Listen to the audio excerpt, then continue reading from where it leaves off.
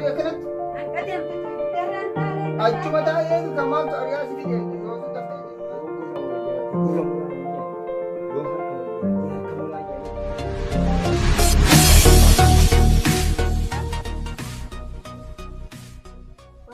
Jonan dhagaf maallaqaan jalatti hin dhiisu uumaan mana haadha takka hin dhiisu ummati aba kanaan kaan na jalaa fuudhee wayii wallaahi garaa kana dhaggee onni na waateqa uuma takka na jalatti hin dhiisu addaa huccullee fuudhee gurgurata dhiiroo kan godha qawmaan raabitu sanuu haa kan dhiiroo wallaahi osoo waliin argamu akkaan godha wallaahi wahutti ammata kana jalatti hin dhiisu hooxan laan dhiisu wanni dhiisu qabu dhiisu qabu bakka baasaasu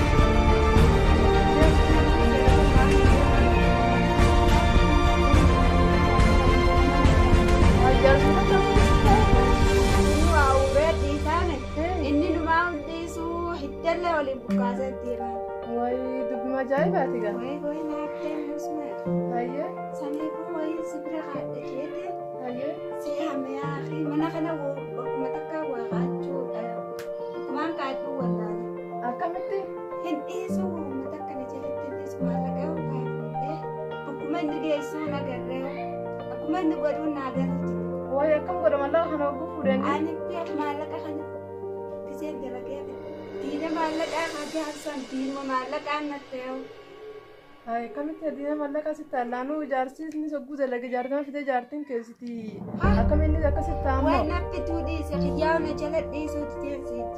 Tapi dia nak ke rumah. Wah, itu nih sebab semagama dia. Wah, bahasa nak apa temu satu bahasa itu ustaz. Kalau mana lagi bahasa itu malah kata pun sebelah ada. Malah kata dia ada pun sebelah ada. Ayah selada apa hasilin kah? Yo jarso ya sama kesatunya kami suka dagang malah kami ketindi sudah apa karena foto nabi rahat. Ama foto itu nyata bodo da wan berakhir sana kan. Atau kami suka dame. Ini dia orang tu dalam macam mana dia. Mana dia sakas semua apa? Tu waktu tu malam mana ada ini. Memang ada lagi. Ama sana semua tu ada balik. Jarso ada nama ada balik. So malah ketemu. Ada sesuatu yang harus dilakukan. Bahkan itu kita harus dilakukan dalam hidup kita. Maka pun nanti deh, udah tiada bapa kerja cuma tingkah mata. Nanti biar jenama maju kan tingkah tak. Ini jadi pekerjaan sudah orang kerja. Jadi itu, boleh kan nama kerja. Nama kerja sudah tu ya. Amat tak jadi kerja asma tu dah sebenarnya. Dia kan aku kerja.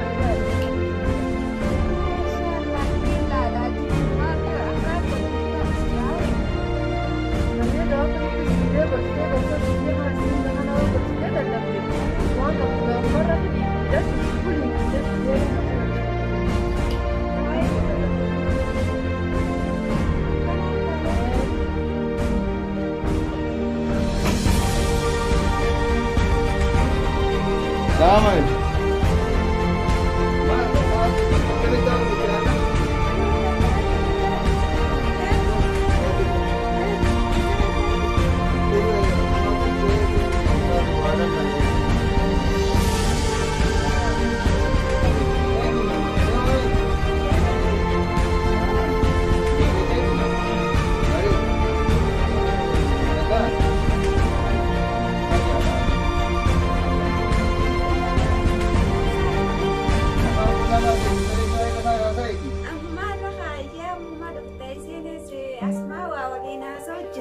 Syahira khaima. Ayah, tataga. Guys, badan dia.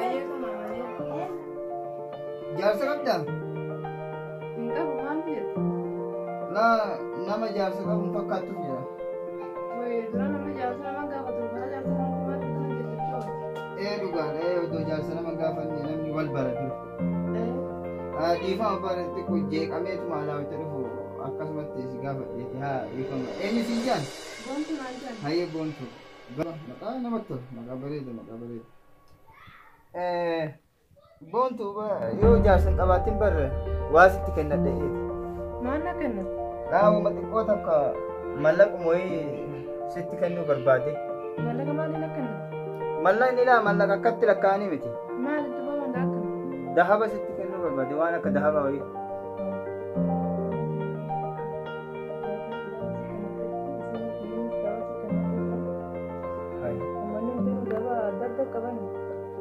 Maje cuci tu sah? Maje cuci.